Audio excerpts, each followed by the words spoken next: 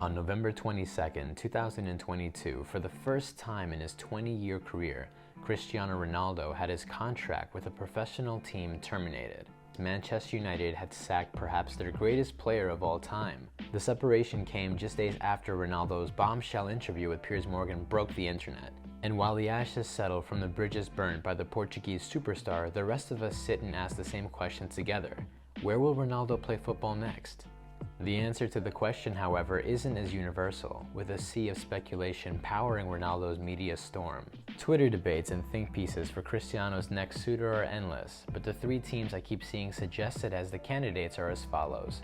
Newly American-acquired Chelsea, the Qatari-funded PSG, and the biggest club on earth, Real Madrid.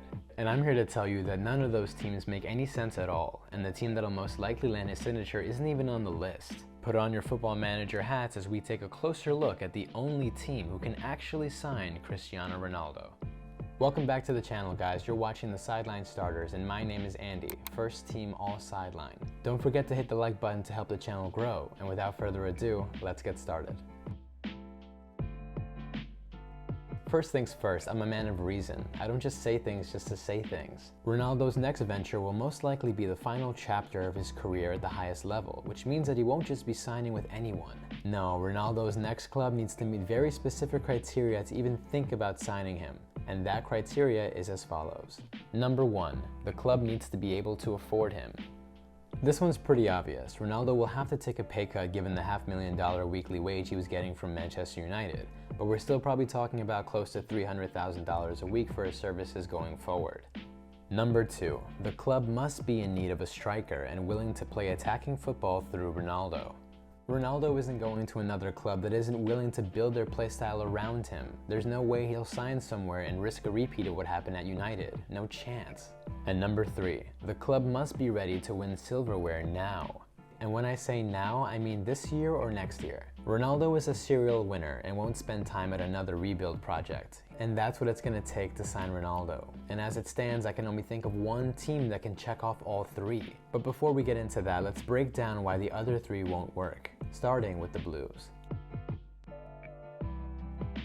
So Chelsea are an interesting shout. Their new American owners have already shown they're not afraid to splash the cash, spending over $200 million in the summer, breaking the Premier League record for most money spent in a single transfer window. So they can check off the first criteria. They can definitely afford him. And by the looks of it, they could really use a striker too. They signed Pierre-Emerick Aubameyang in the summer, but after playing 12 games in all competitions, he's only scored 3 times. Kai Havertz is used in a variety of positions, from traditional center forward, second striker, and even on the wing sometimes, but has only amassed 4 goals all year, and that's in 19 appearances in all competitions. Graham Potter's ability to adapt and get the most out of strikers like Welbeck and Maupay while at Brighton is promising though. And given that they already signed a 33-year-old striker who's lost his pace in the summer, why wouldn't they go for Ronaldo right now? So it's safe to say that Chelsea check off the second criteria too. They need a striker badly and have an adaptable coach. The final criteria is where things get dicey though. At the time of recording, Chelsea are 8th place in the Premier League, a whopping 16 points off league leaders Arsenal.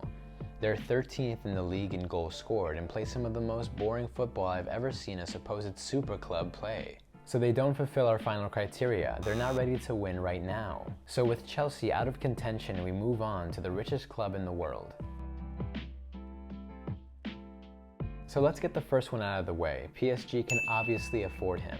They have endless cash reserves and boast the largest wage bill in all of world football, beating out second place Barcelona by more than 50 million euros. And they're obviously ready to win right now too.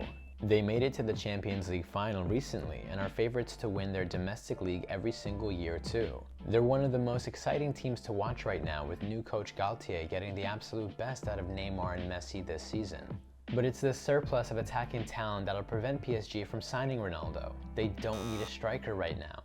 They just signed Mbappe to the most lucrative contract in the history of the game, and even if he forces a move to Madrid, they still have Messi and Neymar there, who have played center forward before. As long as Galtier keeps deploying his fullbacks to bomb forward, his actual attackers can spend more time inside the box. So with Chelsea and PSG out of the picture, that leaves one more super club, and it's the place that Ronaldo called home for almost a decade. Madrid find themselves in a situation similar to PSG. We know they can afford him. They were willing to sell both of Florentino Perez's kidneys on top of 100 million euros to sign Mbappe in the summer. So the money isn't an issue, and we know they're ready to win now. They're the reigning Champions League winners after all, and hold the La Liga crown as well, securing the double last year with a team that for some reason everyone counted out. Now Madrid were in the market for a striker, but a young one, not one that's 37 years old. They already have 34-year-old Karim Benzema, who finally realized his full potential after Ronaldo left, winning the Ballon d'Or this fall for carrying Madrid to their 2 titles. And I can't imagine a world where they ask Benzema to play second fiddle to Ronaldo again, especially when Benzema is currently playing better than he is. It would also be a disservice to the team to take any focus away from the development of Vinicius Jr., who finally unlocked his goal-scoring ability last season and looks to only be getting better and better. Don't get me wrong, Ronaldo's time at Madrid was legendary, but that time is past. He's already tried coming home once and look how that turned out. Madrid want a striker, but one who has more years ahead of him, not more years behind, which rules Madrid out of the race, bringing us to the moment we've all been waiting for. But real quick, in the comment section below, let me know what club you think can sign Ronaldo. Emphasis on the word can, so make sure they meet the criteria. Back to the video. And now for the only team in world football that checks off all the criteria we've been talking about today. This is the team that in my eyes will most likely be the new home of Cristiano Ronaldo. It's Newcastle United, because how could it not be? Let's start with the finances. In October of 2021, Newcastle was sold to a consortium led by the Public Investment Fund of Saudi Arabia, one of the largest sovereign wealth funds in the world, with assets valued at over $630 billion. Gone are the days where the biggest threat to football meritocracy and financial fair play was corporate club ownership. That was all child's play. With the successful takeover of Newcastle United, we are now officially entering the era of state-funded football, and the impact has been immediate. Steve Bruce was sacked 2 weeks after the takeover and replaced by former Bournemouth hero Eddie Howe. He took over a terrible Newcastle side that were winless in their first 11 games and all but surely headed for relegation. But then came the spending.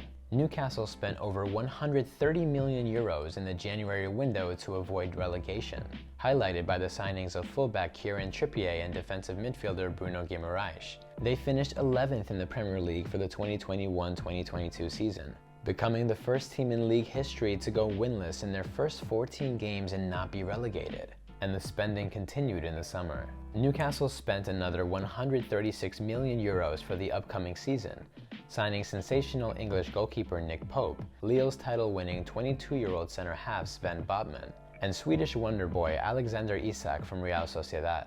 And yes, all of this is to state the obvious. Newcastle United can afford to sign Cristiano Ronaldo. And believe it or not, Newcastle actually are ready to win right now. At the time of recording, Newcastle are 3rd place in the Premier League, ahead of Tottenham, Liverpool, United, and Chelsea, all teams you would have expected to be clear of Newcastle at the beginning of the season. They're currently tied with Man City for the best defense in the entire league, while also boasting the 4th best offense. And I don't think anyone realizes how insane that is. To go from the team that everyone thought would be relegated one year to being in 3rd place the next is unbelievable. New signing Bruno Guimaraes has been a crucial part of this success, with the talented Brazilian ranking in the 97th percentile for tackles amongst midfielders, 91st in ball recoveries, and 88th for blocks. And he's even more impressive going forward, sitting in the 96th percentile for goals per 90 amongst midfielders, 97th for through balls, 95th for passes into the final third, and 94th in attempted dribbles and 92nd in dribbles completed. Add that to a defense that's only conceded a total of 11 goals all year, and there's no denying that Newcastle are ready to win. They're just one piece away, which brings us to their attacking options. Miguel Almiron has taken his game to a whole new level, going from a football meme to Newcastle United's top scorer this year. He has 8 goals and 15 appearances in the Premier League this season, winning October's Player of the Month award in the process. But as good as Almiron has been this year, it's an indictment on the team as a whole when their defensive-minded winger is the one scoring all the goals. New signing Alexander Isak got off to a great start, scoring twice in 3 games, but is sidelined indefinitely with a pretty bad thigh injury. Second option Callum Wilson has consistently proven he's not an elite striker, only scoring more than 10 goals twice in 8 Premier League seasons, leaving Newcastle thin at the number 9 position, meaning they are without a doubt in need of a striker. Ronaldo scored 18 goals in 30 Premier League games in his last full season with United, as well as 6 goals in 7 games in the Champions League. His resume speaks for itself, and even at 37 years old is an upgrade over any of Newcastle's strikers, something we couldn't say for Madrid or PSG. Newcastle play incredibly attacking football as well, as Eddie Howe coaches his team to keep possession, spending as much time in the opposition's attacking third as possible, which is exactly the type of philosophy that would benefit a poacher like Ronaldo, unlike the terrible football that Chelsea are playing right now. So in conclusion, Newcastle United and the Saudi State Fund have all the means necessary to pay Ronaldo whatever wage he wants. They're in win right now mode, sitting at 3rd place in the Premier League, and are just one world-class striker away from closing the distance. Anything can happen in football, so feel free to clown me in the next few months if he decides to sign anywhere else. But as it stands, I honestly can't see this going any other way.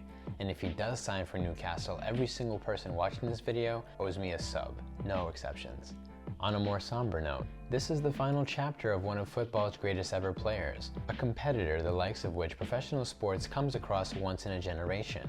Ronaldo's career at the top level is almost finished, while Newcastle's ascendancy is just beginning. A meeting of the two might be as destined as it is necessary for both parties involved, leaving us with the feeling that Ronaldo's last hurrah and Newcastle United's first ever Premier League trophy might be just one January transfer window away. And that's all I got for today. As always, I'm Andy, first team all sideline. Don't forget to comment, subscribe, and smash that like button if you want to see more video essays like these. Till next time, everyone.